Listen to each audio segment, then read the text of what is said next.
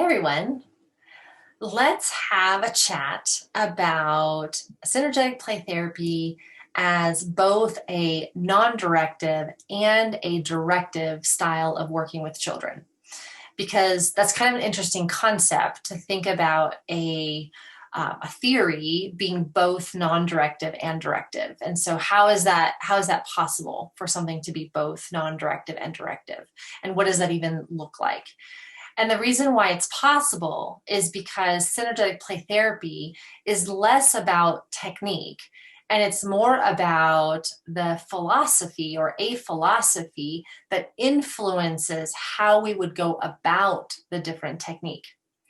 So, synergetic play therapy, which is deeply rooted in neuroscience and understanding nervous system states and regulation and how to help rewire and repattern nervous system templates and patterns and how to deeply attune and co-regulate and all that good stuff, right? That can be applied in both a non-directive and a directive setting. Now, when we first learn how to understand what's happening in our bodies and how to understand how to work with the co-regulation and how to understand this whole philosophy in action, we tend to train first in a non-directive approach. And the reason why is because we want the therapist to begin to deeply trust what's happening in their own body and to begin to trust the information that's arising between the therapist and the client. And sometimes when we have a directive activity, we can rely on the safety, I'll say, of the directive activity, which allows us to be maybe a little bit more removed from the deeper felt sense. Now, that isn't always the case. So I'm not saying that about directive activities in general, but sometimes we can find safety in instruction and the structure in a way that we can't when we just have to be in it. Right? We just have to be in it and we have to trust the unfolding of what's happening moment to moment to moment.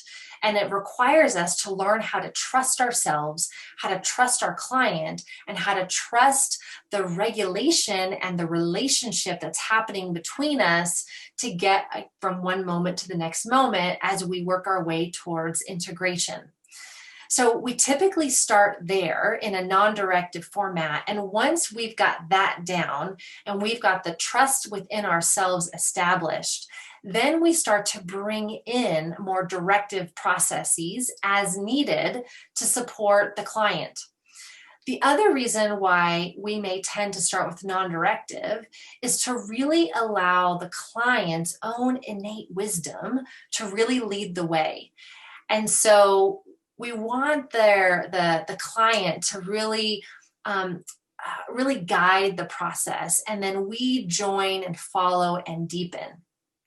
Now, we can still actually do that even in a directive process, but sometimes there are directive interventions where we're leading and we're guiding and we're setting the parameters for what's going to happen. And so that really is an advanced skill.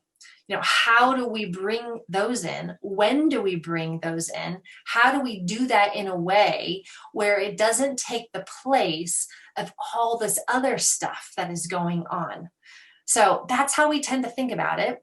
And that's why SPT is both directive and non-directive, and why we study both. But we start with non-directive because we want to learn how to orient to ourselves first and trust our own innate wisdom. I know I said that about the child, but trust our own innate wisdom, help us deepen and deeper and deepen into our own experience, our own physiology, and tune into the feedback and this amazing world of interpersonal neurobiology and this amazing feedback system that happens between us and the client as we co-regulate together.